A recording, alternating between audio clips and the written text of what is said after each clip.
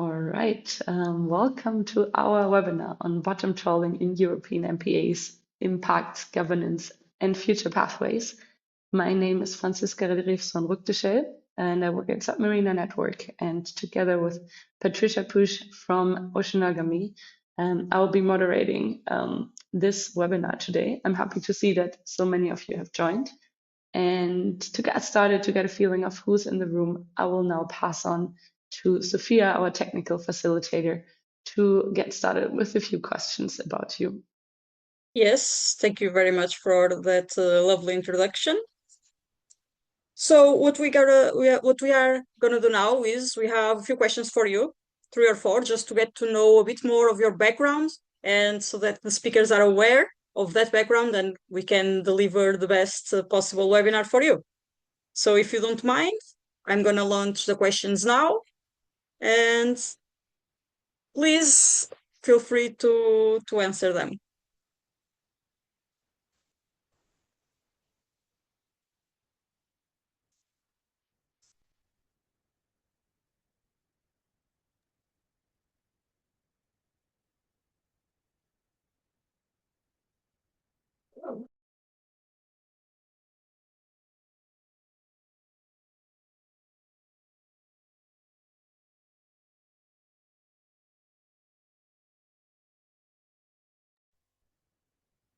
So as questions come in, I can do answers come in, I'm sorry. I can do a bit of a recap for you. So we have about 75 to 80% of people that study or work in the field of marine communication here with us today. In terms of sectors, the dominant sector so far is research, but we also have tons of people from nonprofits, 26%. And the rest is less significant, let's say. So we have around 33% from research and 25% from nonprofit. Those are the dominant sectors. In terms of career stage, most of us here today are in their early career, so 1 or 2 years of experience. This segment represents 32% of our participants, and very close is mid-level professionals between 5 and 10 years of experience, and this represents 27% of our audience today. Okay, and we have about 41 answers. So I think we can close. That's almost everybody. So I'm gonna close the questions and send the session over to Patricia.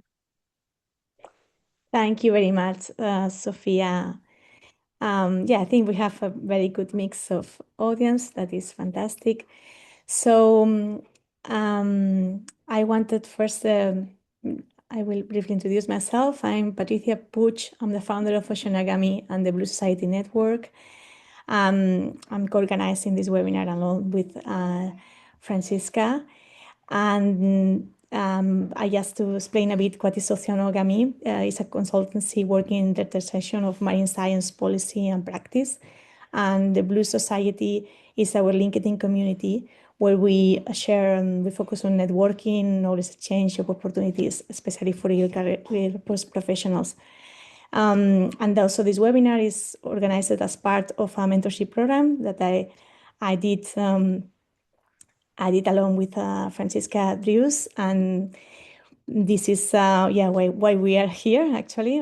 After several mentorship sessions that we had together, we decided to organize this webinar. And we chose to focus on bottom trawling and MPAs because it's an issue where the science is clear and legal frameworks exist, but it's quite complex issue. And this challenge is not only ecological, but also legal, governance, social, etc.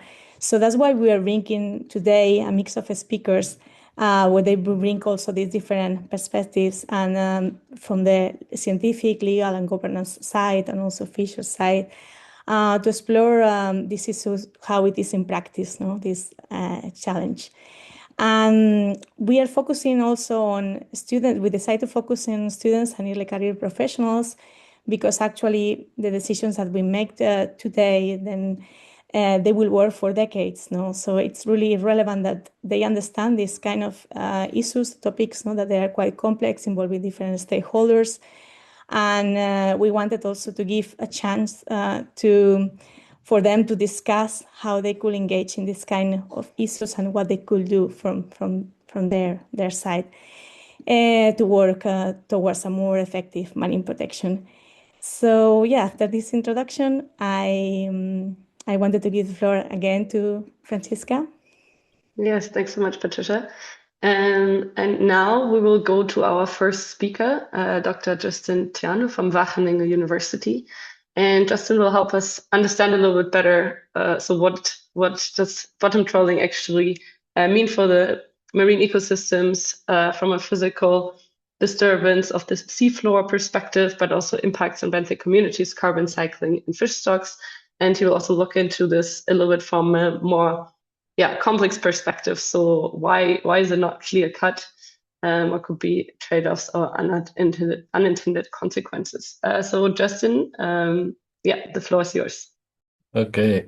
Yeah, thanks for that introduction. It leaves me with some less words to say because it summarized actually quite well. So this is, I still have to go through this really quickly, and so a lot of it is still pretty high level. But yeah, I'll be talking about bottom trawl impacts, and then it'll lead into some more kind of considerations, things that we need to think about when talking on the topic of bottom trawling and MPAs. So next slide, please. I'm sick, so I hope my voice holds up okay. So just a little background on myself. I've been researching fisheries for over 15 years now, starting with freshwater fisheries in the Western US. Click, please.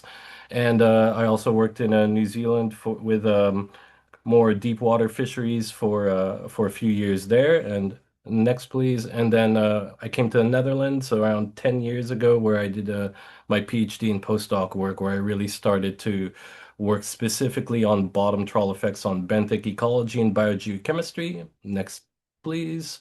And now, as of the past 3 years, I've been working as an applied marine scientist at Wageningen Marine Research and doing more work on fishery stock assessments, more applied kind of management-focused research.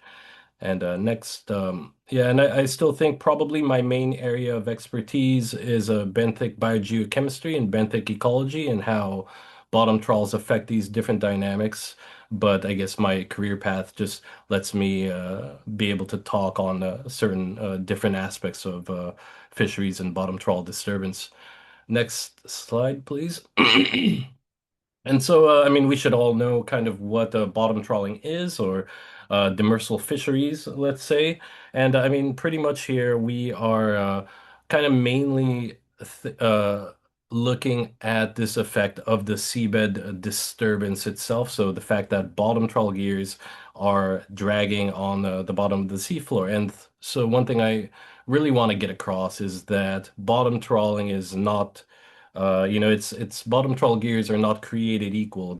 There are many different types of gears, heavy gears, light gears, wide ones, narrow ones, and many different types of impacts. But different species can also have different levels of vulnerability, let's say. And so what are actually the most vulnerable species to bottom impact disturbance, let's say?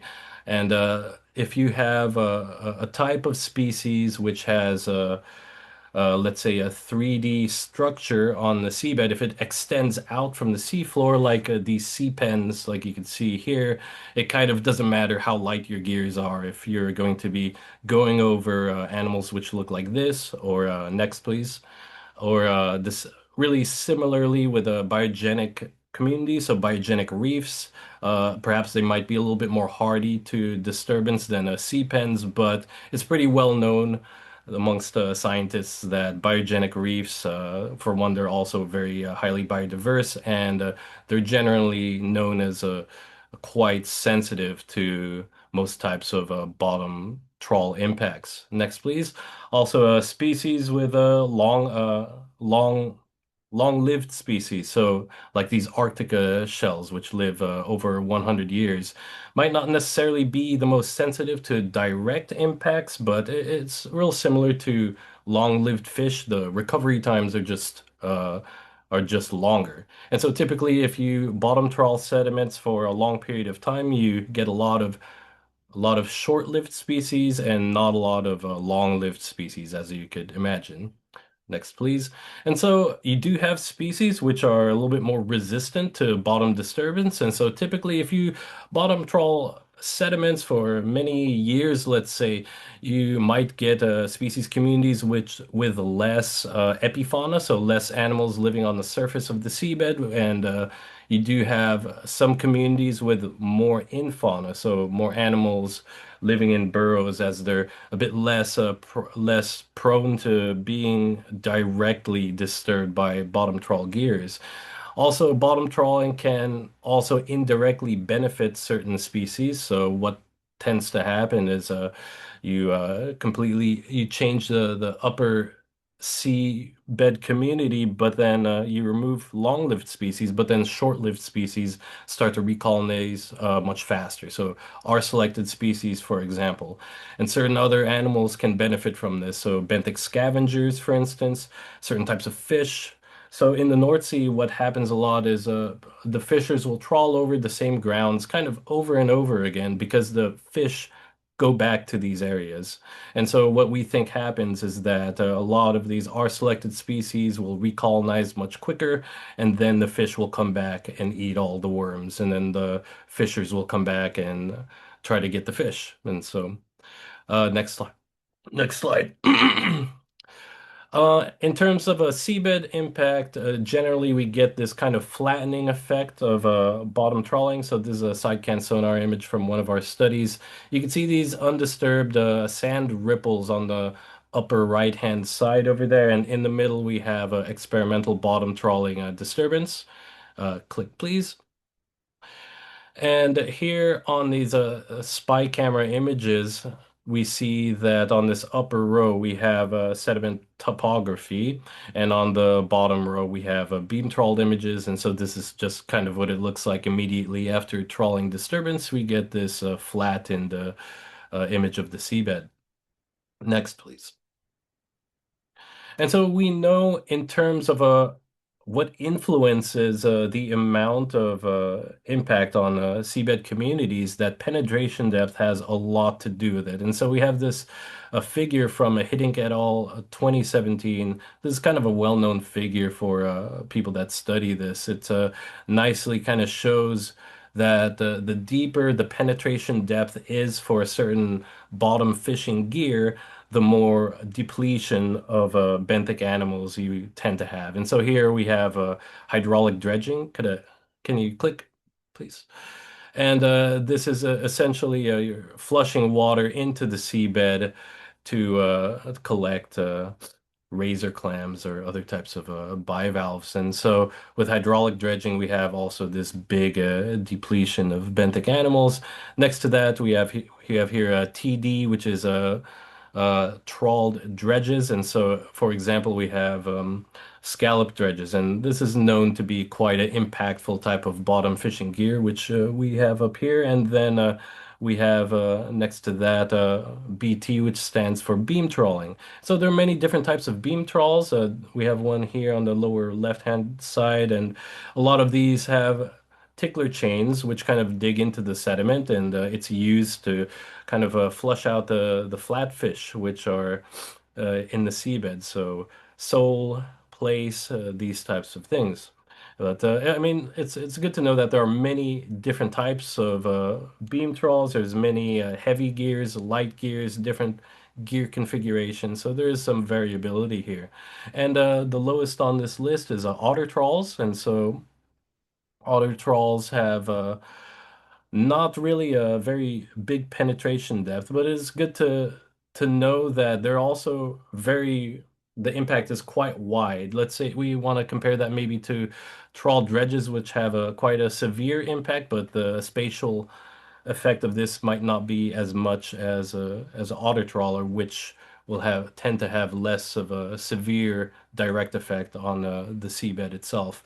It also depends on the speed that you're going. I mean, if you go faster, the penetration depth is less, but then you will consume more fuel, so more emissions in that regard.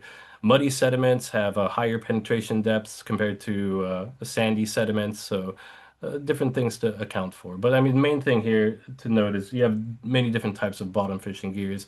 Also, a lot of research on how to do things to kind of lessen the impact of these gears as well as a whole kind of field of research. And so here I just wanted to touch briefly on biogeochemical effects. I don't really have time to get to this in depth, but I know there's a lot of concern on seabed carbon. And we know that when we disturb seabed sediments, it will release seabed carbon. But to be honest, this is something that scientists and other experts like myself sometimes disagree with each other on the exact mechanisms on how this happens. It just is one of these fields where we haven't researched it nearly as long as impacts on benthic animals, for example. But we know that when you trawl the seabed, you get the sediment organic carbon, it will be resuspended in the overlying water. And when it's resuspended, this degrades in oxic conditions. And when it degrades, that itself releases a lot of CO2. But then in the seabed itself, you do get a kind of exposure of the carbon to oxygen. And so this would degrade some of the carbon, but there's much less of that degradable organic carbon once it's after it's trawled. And so the amount of carbon being released afterwards, have found has been lower than it was before. And so I mean, main thing to kind of take away here is we're getting there, but there's still a lot of research to be done on this particular topic. So, next slide. And now just a little bit on impacts on fish stocks. And so traditionally, and this, I was trying to find a North Sea sole here, but I don't think this is actually a picture of a Dover sole in the North Sea, so I apologize for that. But what traditionally, when we're talking about management with stock assessments, we're talking about effort and catch-based management. And so we do this by creating these stock assessment models where we're estimating fishing pressure. And so here we could see this example with North Sea sole, where the fishing pressure has declined quite a lot in the past few years. And the spawning stock biomass starts to increase, but it doesn't increase at the same rate as the decrease. And that's just because the recovery times require a longer time, that it's not kind of one to one. We get a instant increase in the biomass once we get the decrease in the fishing pressure. There's cumulative impacts from other types of factors as well. And so yeah, I mean, unfortunately, it just takes a bit longer for species to recover. And here on the bottom left, I wanted to show in the Northeast Atlantic, kind of excluding the Mediterranean, we do have a decrease in fishing pressure over time since 2003. And so we see over time that the overfishing in this part of the world has been getting lower. But then I will say that when you take a look at the biomass, it's not so straightforward. There's still this kind of lag time. You have places like the Baltic, which have a lot of eutrophication and other cumulative impacts that make it so it's a little bit less straightforward it's not as optimistic. I mean, still probably in a better direction since you have a lower fishing pressure as a whole, but it'll take still some time in order to really see stocks going up to a nice level, perhaps, let's say. And yeah, and just last, I wanted to end with just a little some considerations regarding MPAs and bottom trawling and MPAs. Can I click, please? And so, kind of just like how I was saying, bottom trawl gears are not created equal, MPAs are not created equal as well. They're established for many different purposes. For example, just continue clicking until, yeah, there. Okay, all right. we'll leave it at that. Thanks. Yeah, some of them are for protecting spawning grounds for commercial fish species. Some of these are closer to shore, for example. Some of them in the North Sea are for bird conservation, and so they're not necessarily protecting from bottom trawling, but more so from things like gill nets, which tend to capture more bird bycatch and things like this. And so it's good to just know that they're not all created to protect sensitive benthic habitats. And sometimes we get also replacement with other fishing activities. So, for example, you could have an area closed, an MPA close to bottom trawling, knowing that the bottom trawling in that area might just get replaced with, let's say, gill netting in there, and which will they'll they don't have to compete with bottom trawlers. But if we have gill netting in these areas, then we have to think that we might be trading kind of benefits to the benthic habitat with bycatch, for example, bird bycatch, bycatch for marine mammals and other different types of species. So that's a question we have to ask ourselves. Is it something a trade-off that we are willing to consider here? Next, please. Yeah, and we have a displacement of fishing effort, which I think is very important. I mean, yeah, this is really important to think about because if you exclude a certain area to bottom trawling, it doesn't necessarily mean that the bottom trawling goes away, right? It might not be in the same area, but it will be someplace else. It might not necessarily be in the boundary of the MPA, but it could easily be much further away, which ironically could increase carbon emissions and other different, I don't know, challenges related with that.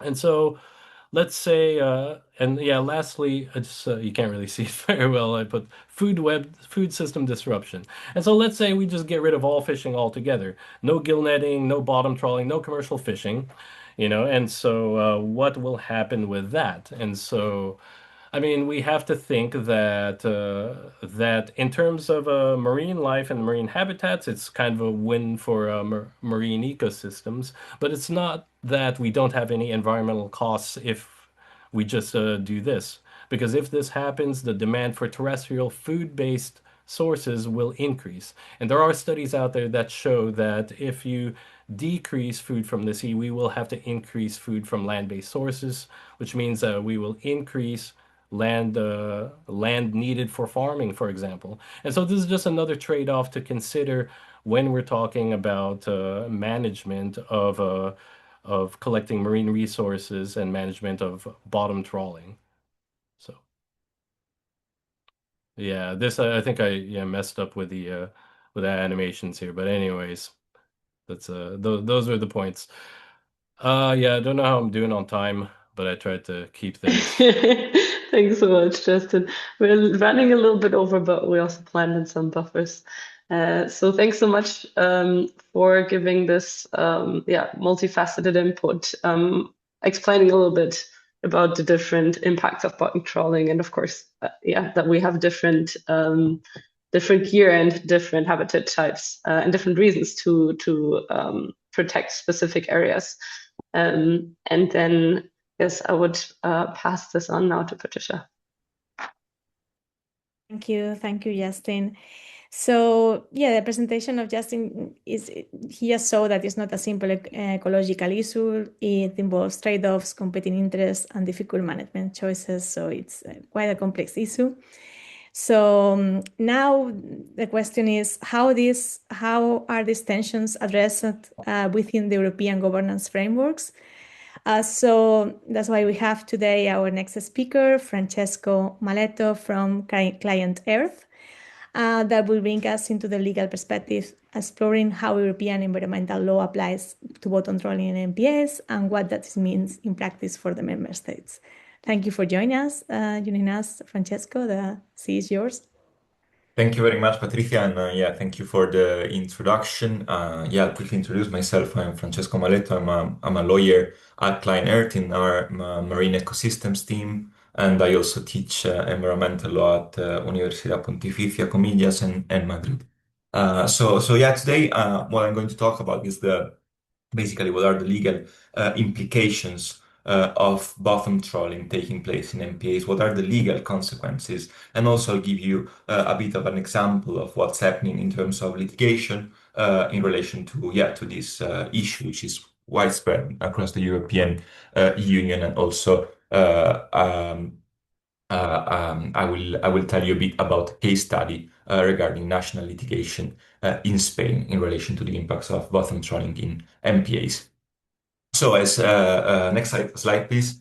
As we were basically seeing before, also bottom trawling is one of the most destructive fishing practices that takes place in European waters. And what is striking is that bottom trawling also takes place in marine protected areas which have been designated for the protection of seabed habitats, especially sites belonging to the Natura 2000 network, which, as you know, is the biggest network of protected areas in Europe, which basically builds on protected areas designated according to the habitats and birds directives that come from the EU. So the sites that have been designated according to this legal framework are subject to very clear obligations of member states according to EU environmental law. So the legal question here is not actually whether bottom trawling in MPAs is desirable or not. It's whether member states, when they allow bottom trawling in MPAs systematically, do comply or not with the legal duties arising from the European legal framework. Next slide, please.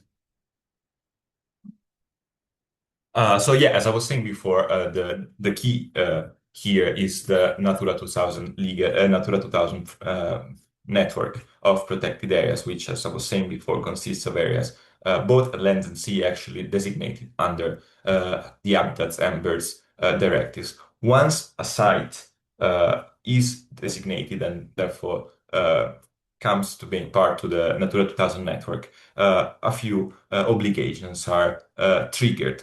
Basically, member states need to actively protect habitats for which and species, of course, for which the site has been designated.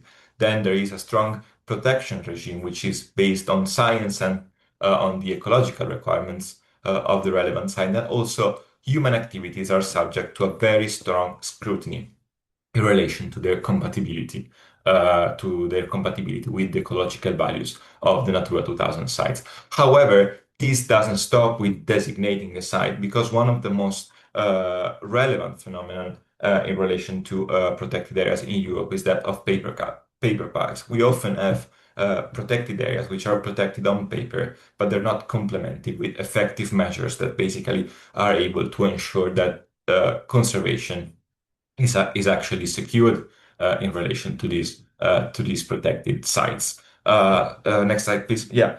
So I'm going to focus on what is basically the cornerstone of the legal regime governing marine protected areas belonging to the Natura 2000 sites, and then I'll decline these obligations in relation to bottom trawling, so to understand a bit what are the legal implications of allowing bottom trawling in marine protected areas.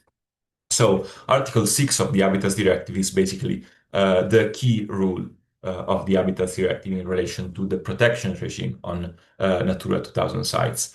We have three main obligations. The first one is Article 6, Paragraph 1, which basically provides that member states need to adopt conservation objectives and measures to secure the conservation of the relevant site. Then we have, let's say, a safeguarding clause, which is Article 6.2, which obliges states to take appropriate measures to prevent deterioration of habitats and disturbance of species within the sites. And third is the scrutiny of human activities, which is the appropriate assessment procedure, which is the cornerstone of this type of regime on protected areas. Basically, human activities, and also not human activities, but activities in general, which might have an impact on a protected site, must be subject to this procedure. And they can only move forward, they can only be authorized if it's proven beyond scientific doubt that they will not compromise the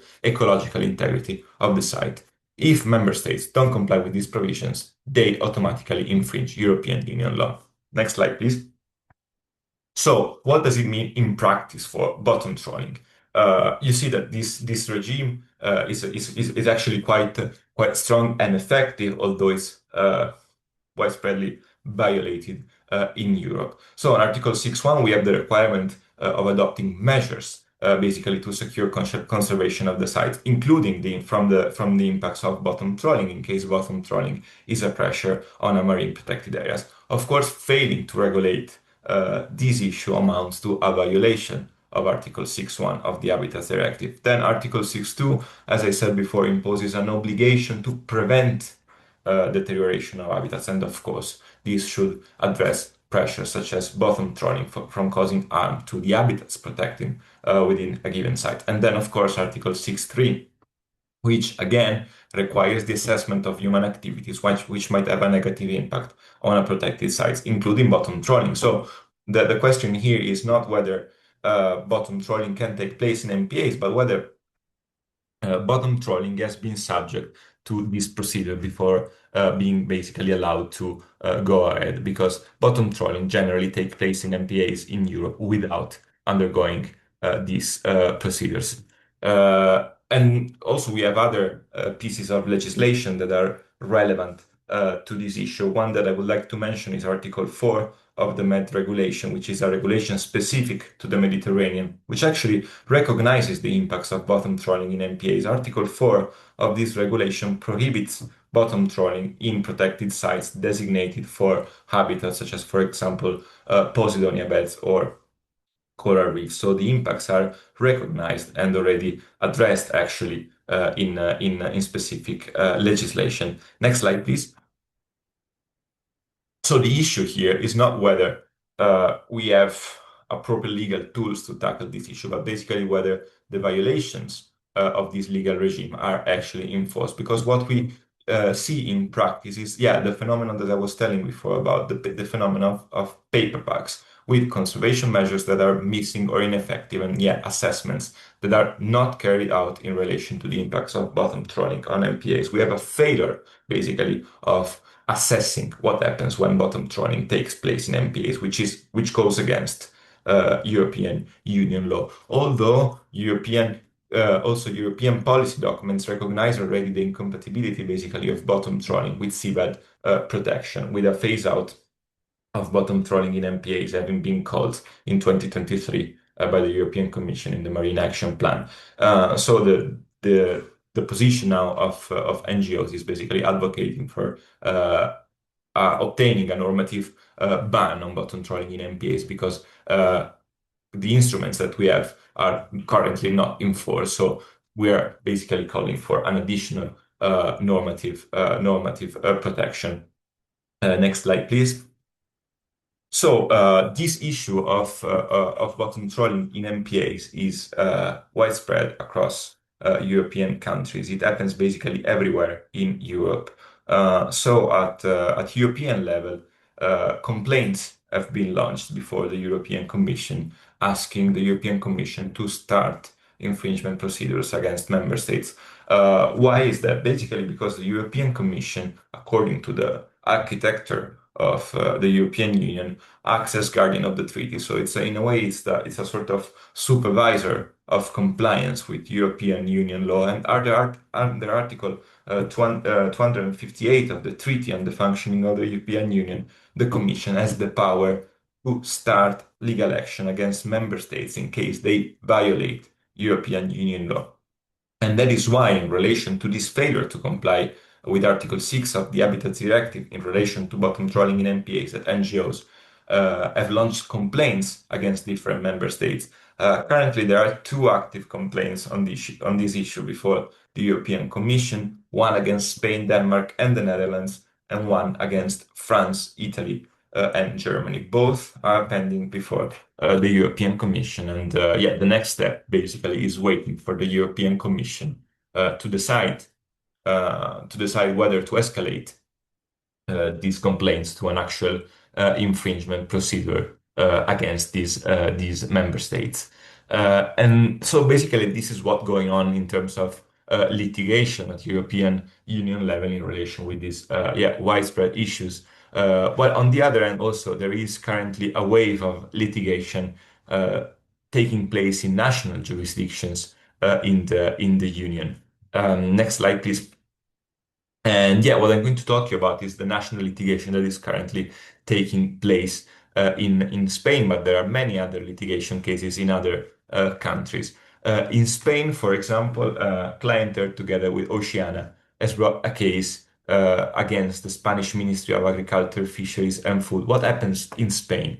Basically, in Spain, the ministry, which is the competent authority for authorizing bottom trawling in Spanish seas, every year issues fishing licenses allowing bottom trawling generally to take place in their fishing grounds. So basically allowing also bottom trawling to happen in MPAs. But as we saw before, bottom trawling to lawfully take place in MPAs needs to undergo an appropriate assessment under Article 6.3 of the Habitats Directive, which doesn't happen in practice. So, and also in this regard, the reading of the Habitats Directive is quite clear that bottom trawling cannot lawfully take place in MPAs unless proven harmless, which also, according to scientific evidence, is something that is quite difficult to state, especially for areas designated for seabed habitats. So Spain in general is in violation of Article 6.3. So Clienter and Oceana challenged these resolutions allowing bottom trawling to take place in MPAs before Spanish courts, because these authorizations are released in violation of EU law. Against, we haven't had a ruling yet from Spanish courts, and the proceedings are actually pending. So we are very much looking forward to have this issue resolved by a judgment in Spain as well. So that's it on my side. Thank you very much, and of course, happy to answer to any questions you might have. Thank you very much, Francesco, for this great review on legal obligations and show also the example from the case of Spain. We would like now to I would like now to give the floor to Francisca, who will introduce the next speaker. Yes, our next speaker will be Valeska Demir, and she will be talking a little bit more specifically about the case study of the Dogger Bank, where Bund currently also as illegal or is pursuing a legal pathway to ban bottom trawling. Valeska, it's your space now. Thank you very much, Francisca. Hi, everyone. So yeah, my name is Valeska Demir and I work as a Fisheries and Marine Policy Officer at Bund. So I'm based in Germany. Yes, and I will very quickly run you through our current national litigation case, which is taking place on the Dogger Bank. Next slide, please. So let's quickly locate ourselves, where we're talking, because I know that we not only have participants from the North Sea. So the Dogger Bank is the heart of the North Sea, and what you can see here is the coast of Denmark, Germany, the Netherlands, and then the UK to your left side. And the Dogger Bank really lies in the heart of the North Sea. It's an underwater sandbank that has the size of Mallorca ×7, so it's a really large habitat, and the North Sea's largest sandbank. It's relatively shallow and a water depth of 10 to 40 meters, which is very special and also one of the reasons why this ecosystem is so diverse. On the Dogger Bank, we have this very shallow sandbank, and we have warm water that is coming from the English Channel and cold water that is coming from the North Atlantic that are pushed up by the elevation of the Dogger Bank, mixed there, and then we have sunlight. So boom, primary reproduction. The biologists here will know how that works. And this leads to super diverse life on a sandbank. So you can, I think, press 4 or 5 times for some pictures to appear, and I don't need to perfect. So we have small species that are living in the sand and on the sandbank, like the sand mason worms or the horse mussels. We also have fish that are living on the sandbank, like the sand eels, which are very small species of fish. In the middle, you can only see the small head. And just like the plaice, which is a flatfish on the right side, sand eels like to actually stay buried in the sand for most of their lives. And then we have crabs and other like shell snails and stuff. So super nice. So the small life that might not be as impressive, but just as important as the big life, attracts species like the puffin or the northern gannet, so seabirds that come to the Dogger Bank to feed, and also predators like the harbor porpoise or other whales and dolphins. And we also see plankton feeders like the basking shark coming to the Dogger Bank to actually feed on the super dense zooplankton that we have in the waters of the Dogger Bank. So very nice biodiversity. This is why the Dogger Bank is a marine protected area. So because the habitat is so large, we have actually areas of the Dogger Bank in the waters of the UK, the Netherlands, Germany, and Denmark. And in 2017, the Dogger Bank was officially designated as a marine protected area in the UK, in the Netherlands, and in Germany. However, Denmark, I think next, please. Yeah, that is right there. So the habitat extends into the Danish waters, but Denmark did not designate the Dogger Bank as an MPA. Next slide. So you could wonder why. And if you take a trip to the Dogger Bank, you see like first signs why that is. And Denmark has the largest industrial fleet for the production of fish meal and fish oil in the European Union, and is one of the biggest global players as well. Industrial fishing means that these vessels go out and entirely fish for reduction purposes. So this fish does not end up for human consumption directly, but is rather processed into feed that is used mainly in industrial aquacultures, but also in livestock farming. And as most of the fishing going on the Dogger Bank is for sand eel and for other small pelagics, it's a very important fishing ground for the industrial fleet. And it's quite an obvious conflict, and definitely one of the reasons why Denmark has not designated their part of the Dogger Bank. Next slide. So bottom trawling happened basically in all areas of the Dogger Bank, and also very heavily. The UK was the first that banned bottom trawling in their part of the Dogger Bank in 2022.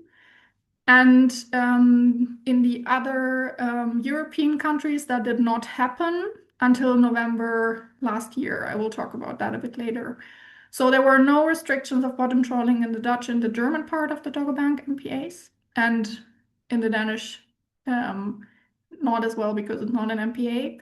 So we had a very heavily affected marine protected area on the whole area, basically. And like I said before, the main sector that is interested in fishing on the Dogger Bank is the industrial fleet producing fish meal and oil. Next slide. So we decided in 2024 to file like a lawsuit against the Federal Republic of Germany against bottom trawling on the Dogger Bank. We decided to do that on the Dogger Bank because at this point it was the only MPA in the German North Sea that didn't have any restrictions on bottom trawling. We have two other MPAs, the Sylter Outer Reef and Borkum Reef Ground, that actually got fisheries measures in 2023 that restricted bottom trawling at least partly in the MPAs, but the Dogger Bank was left out due to complex negotiations taking part also in the Brexit context.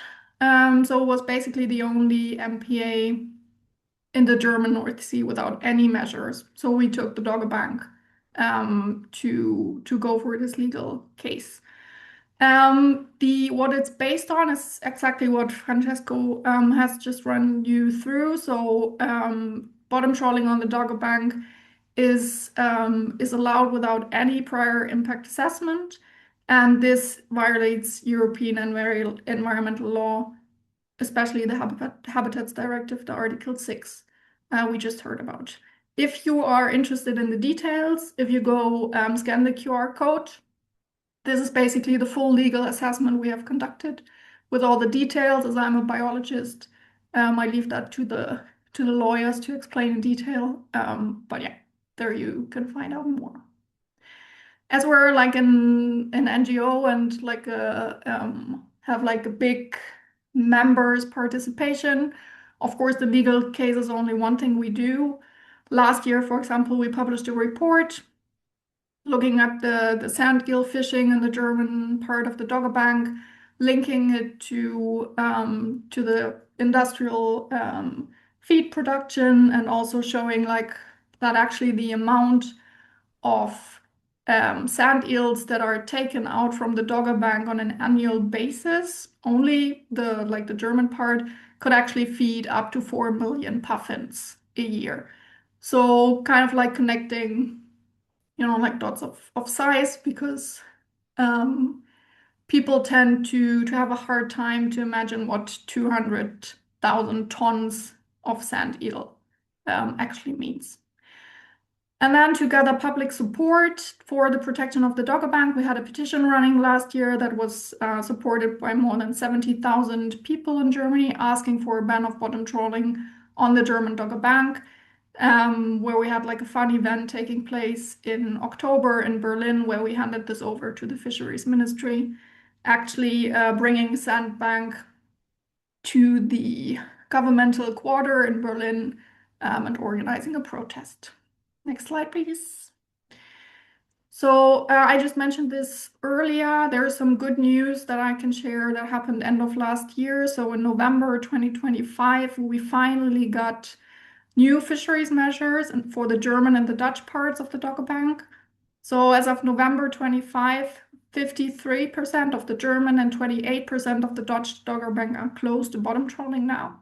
You can see that on the map. So the yellow area is the UK part of the Dogger Bank that has been closed since 2022. And then in orange, this is the Dutch area of the Dogger Bank that is now protected from bottom trawling. And the purpley bluish one is the 50% of the German area. However, there's always a however. If you look at the fishing pressure, you can see that actually more than 70% of the fishing pressure on the Dogger Bank takes place outside of the areas that have been protected now.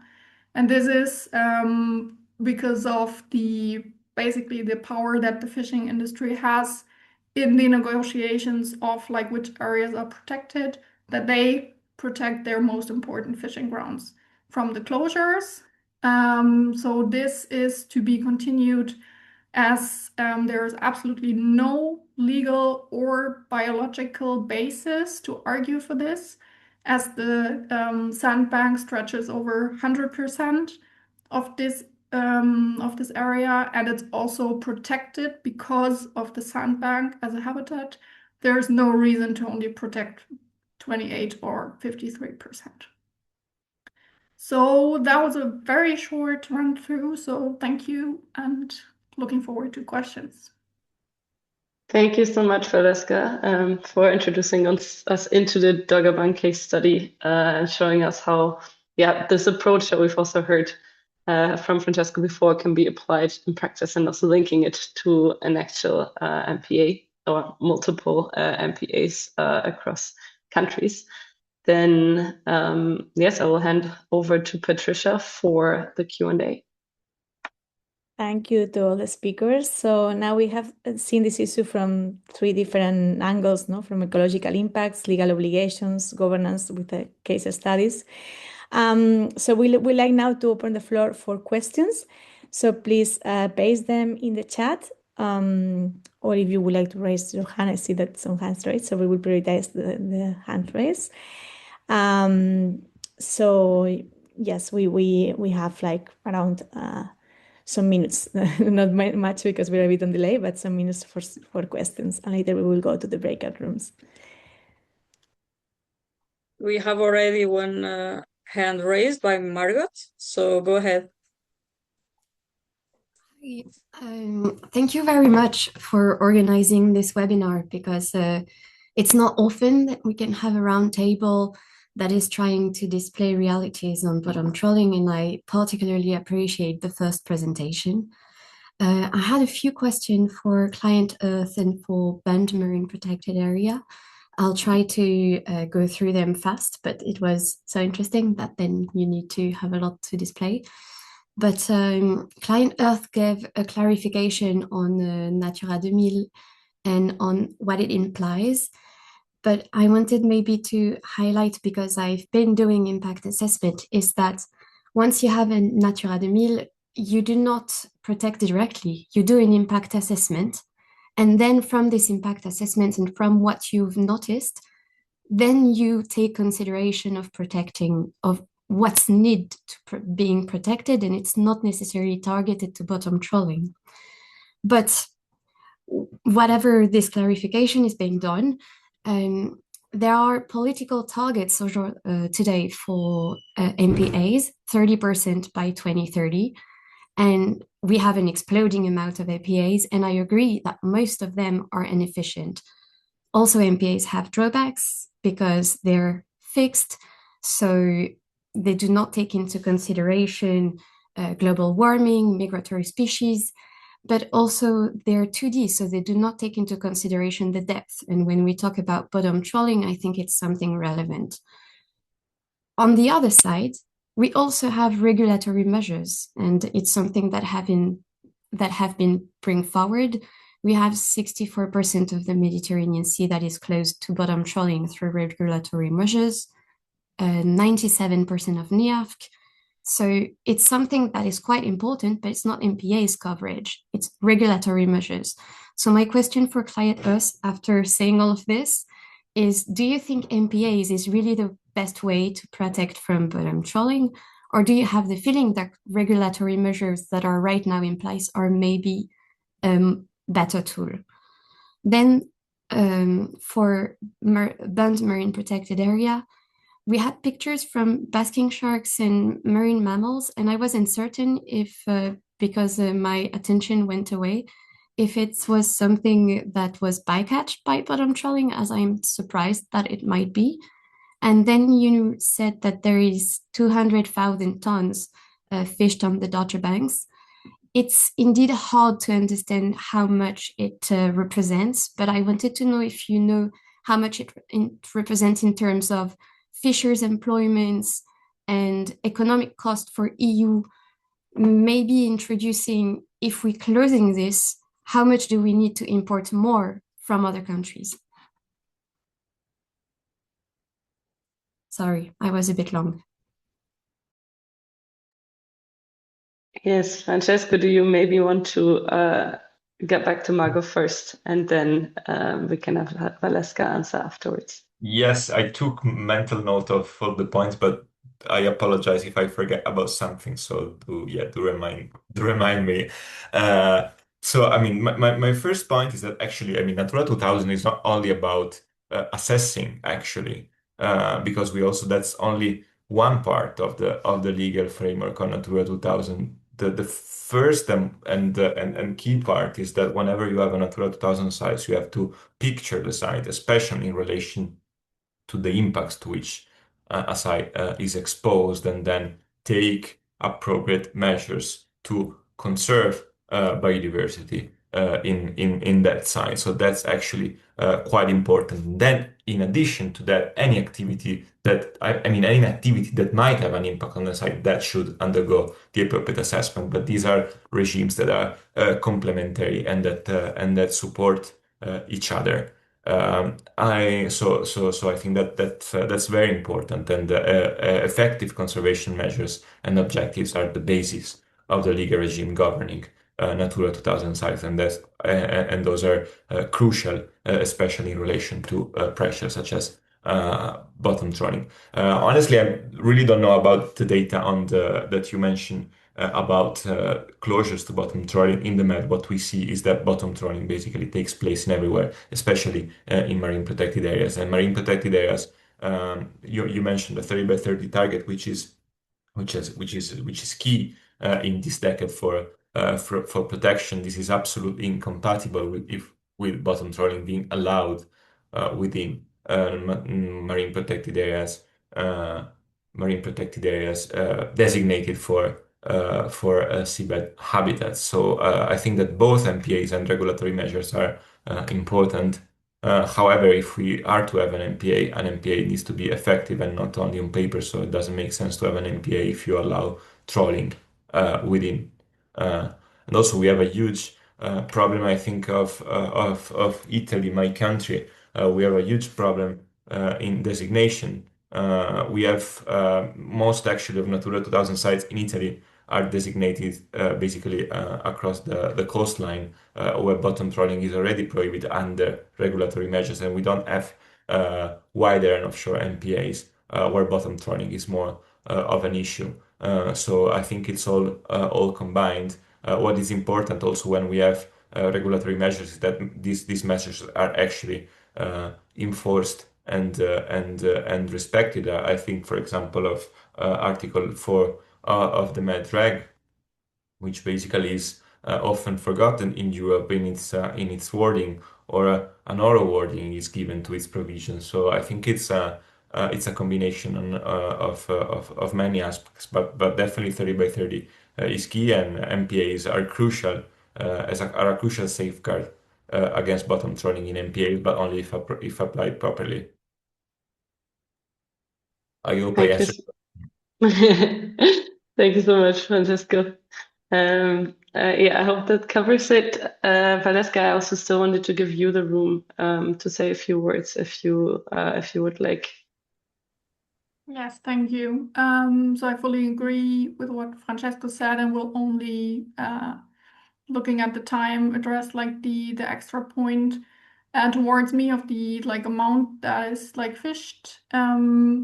So we have looked at the ICES data, and it's around 250,000 tons of sand eel that are taken from the North Sea every year. So it's quite a lot, especially if you take into account that every sand eel only weighs around 10 to 15 grams. And I cannot answer the question on employment. This would need like an economic assessment, I think.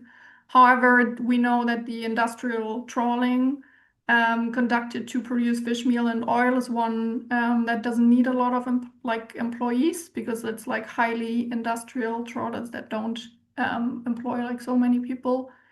On the like processing, then like on land, I don't know. However, I think it's important to keep in mind that this industry like exists only to feed fish and aquaculture and in livestock, which is only kind of a conversion from fish to fish or from fish to pigs.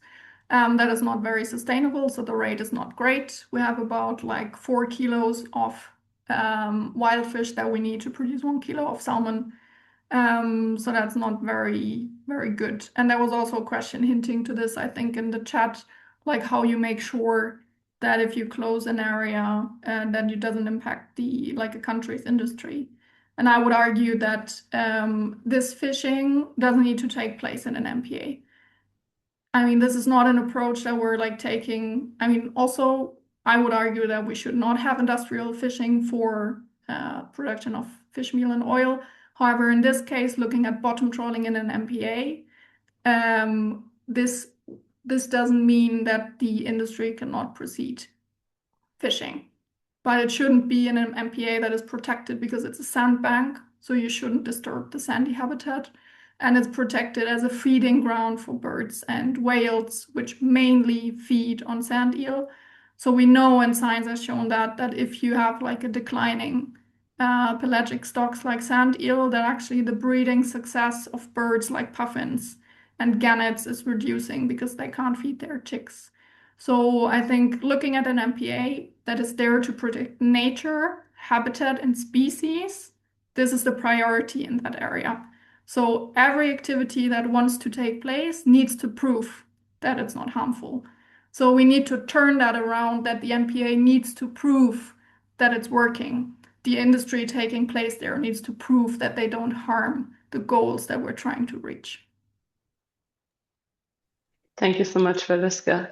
Mirka, I would quickly give you the space now as well to talk, and then we also need to move on because we're running a little bit late on Okay, time. good evening to everybody. We are owners of trawlers from my grandfather in Nea Michaniola, Thessaloniki. Let's start from this. I saw a picture that somebody was picking plastic bottles. Am I right? Do you know how many tons of plastics trawlers in our harbors have collected for 2024? Guess. Make a guess.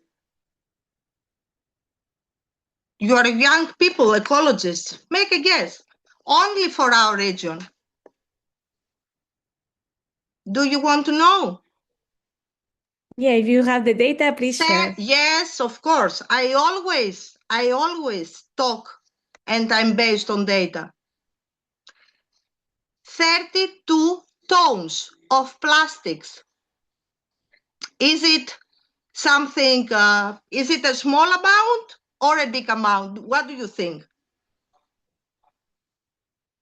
Let's start from this. A traditional fisherman loves sea and fish stock more than a professional ecologist. And there is a recent research of a biologist, I think Henrik Sala, that his research is totally rejected by the total amount of scientific community. Please start to talk, to have data. It is immoral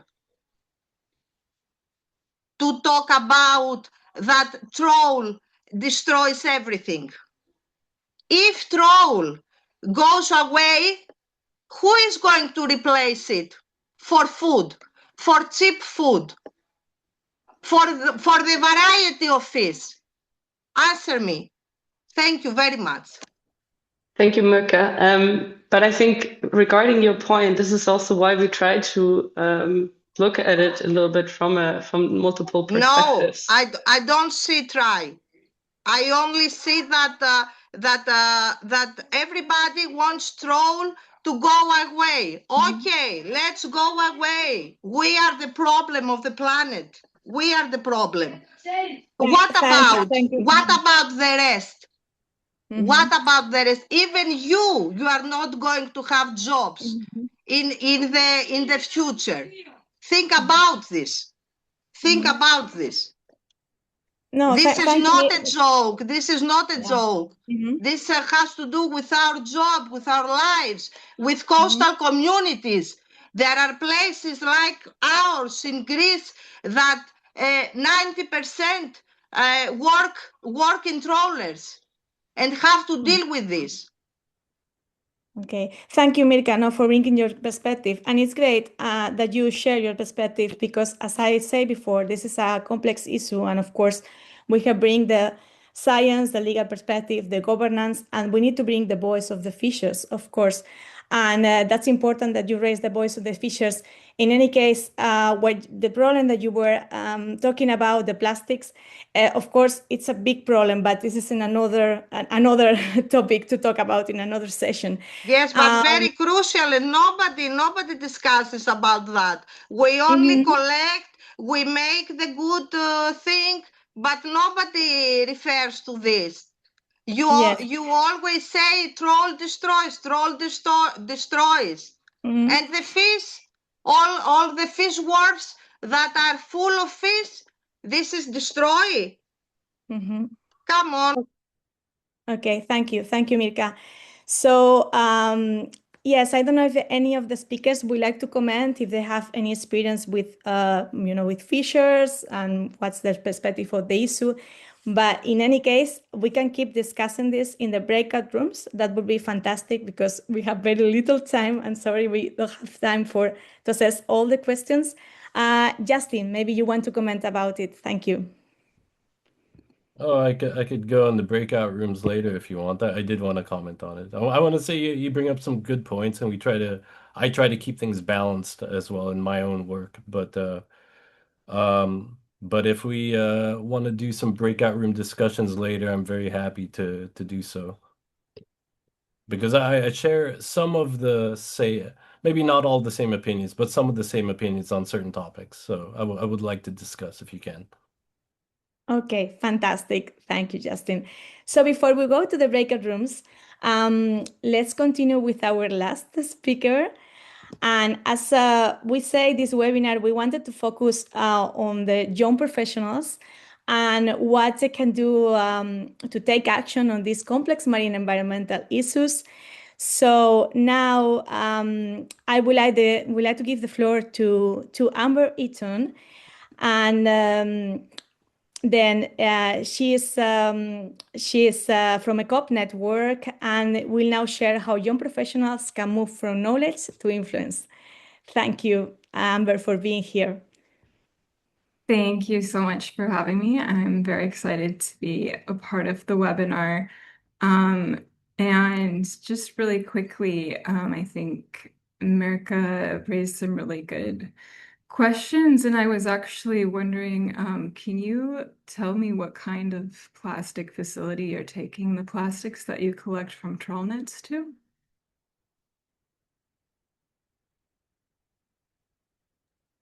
You mean with which organization do we cooperate, the vessels? Enalia. Where do you take the plastics to that you collect? There is a non-governmental company that takes Enalia. It is very famous. And some other vessels, I think they cooperate with Laskaridis Foundation that does the same.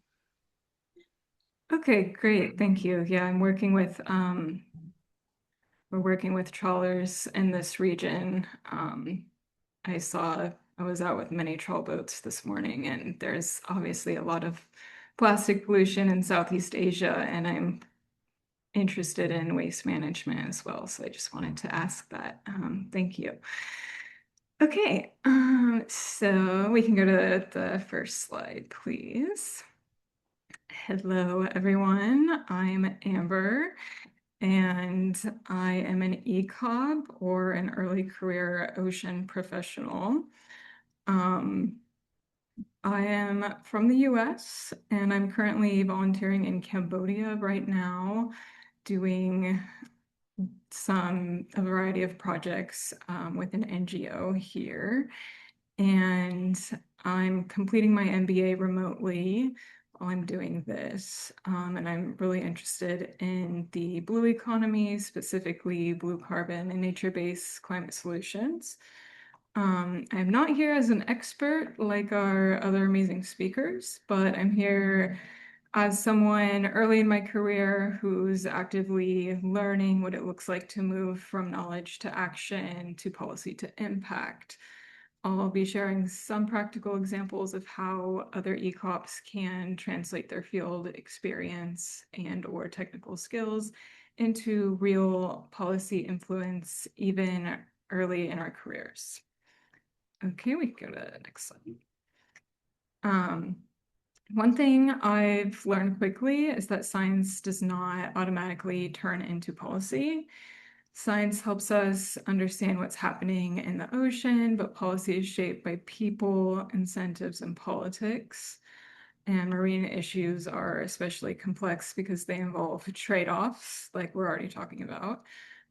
Protecting ecosystems, protecting livelihoods, and figuring out what is realistically enforceable. Again, enforcement is a huge issue. So bottom trawling is a really good example because it's not just an environmental issue, it's also an economic and governance issue. That's why understanding different perspectives is so important, especially early in our careers. And it's also why networks like ECOPS that I'm a part of are powerful, because they help young professionals connect, learn more. We can connect with people globally from all different backgrounds and perspectives and contribute to real decision making process. Okay, next slide. So where do ECOPS fit into this process? I think early career professionals have more influence than we realize. We're often the ones closest to the field, collecting data, supporting research, doing surveys, joining expeditions, working with NGOs, and seeing the problems firsthand. We're also in a unique position to build trust with communities and stakeholders because we often spend time on the ground and have flexibility to show up consistently. If you have the ability to travel abroad, especially right after you go to uni, that can be one of the best and most fun ways to get experience in the field, I have found. Even if you don't have a formal job position, there's a lot of volunteer positions available.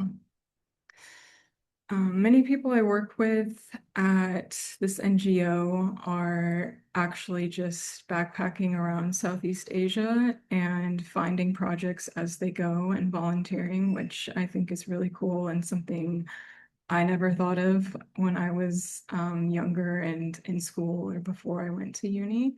So I think that's something cool that young people should consider if you really want to travel and also volunteer and get good field experience. ECOPS also bring increasingly valuable tech skills like GIS mapping, data visualization, AI tools, coding, and science communication. These are important practical skills that you do not necessarily need to learn in school. And finally, we're easily connected. Networks like the UN Ocean Decade, ECOP program, allow young professionals to collaborate internationally, share opportunities, attend conferences together, and step into leadership roles early, like I'm doing on our mentoring and training task team. Okay, next slide, please. Now I want to share a practical example from my work here in Cambodia, where the fieldwork and community engagement are actually supporting long-term policy influence. So I'm currently volunteering with an NGO called Khmer Ocean Life. One of their ongoing efforts involves working closely with the local fisher communities and conducting surveys about bycatch. So this type of field work helps identify the patterns, like where the bycatch is happening, what species are being impacted, and what areas may be higher risk. From there, the data can be used to support research projects, awareness outreach, and collaboration with other organizations or stakeholders. Over time, evidence like this can help inform mitigation strategies and even guide future discussions about stronger protections or potential MPA boundaries. And what's important is that ECOPS are often central to this process because we are often the ones helping collect the data, organize it, communicate it, and the ones out in the communities actually building trust. This kind of work may not look like policy influence at first, but it's actually the foundation that many policy decisions depend on. Okay, so if you're wondering what you could do right now as a student, intern, postgrad, ECOP, here are some practical steps that I would recommend. First, join networks, especially online. A lot of opportunities in ocean conservation come from relationships and collaboration, not just job postings. I have found that LinkedIn is the most helpful tool to search topics that you're interested in, find groups, join the groups, find people already doing the work that you want to do, reach out to them, and those people love what they do, so they really want to help other people get involved in it too. Second, get involved in field-based community community-based projects wherever you can, even if it's halfway around the world like I am right now. Go where your passion takes you, and you will build lasting connections with others doing the same. Third, learn to understand stakeholder perspectives. This is very important, as we're already hearing from some key stakeholders in the trawling industry. Marine policy is rarely black and white. It is not just, oh, the trawlers are bad. You know, that's why we're having these discussions today, because we know that that's not true. And being able to understand different viewpoints with empathy is one of the most valuable skills you can build early on. Fourth, build practical skills that make you useful, like GIS, data analysis, science communication, and policy literacy. And lastly, my advice is to say yes to opportunities before you feel ready. Most ECOPs don't start with expertise. We start by getting involved, learning fast, showing up consistently. And it's never too late to start showing up. After I got my bachelor's in conservation science, I worked for 8 years in unrelated jobs before deciding to really throw myself back into this field with a lot of volunteering so that I can actually pursue the career that I want to. And I really just started doing all this volunteering this past summer, and I've already met so many incredible people and had so many amazing experiences. So it's never too late. And just remember, your career does not need to be perfect to be impactful. It just needs to be active. Thank you so much for having me. I'd love to connect with anyone after the webinar and answer any questions. And I'll also drop my LinkedIn in the chat for anyone wanting to connect, especially other ECOPs. If you are interested in joining some of the groups I'm talking about, I would love to connect you with those. Thank you. Thank you very much, Amber. So this is a great introduction that we have from you, and with some examples on how young people can engage in on marine issues. And so now we have time for 1 or 2 short questions, particularly focused on how early career professionals can engage or position themselves in this space. So if there are any early career professionals there listening to us and would like to share or to ask any questions, is now your time.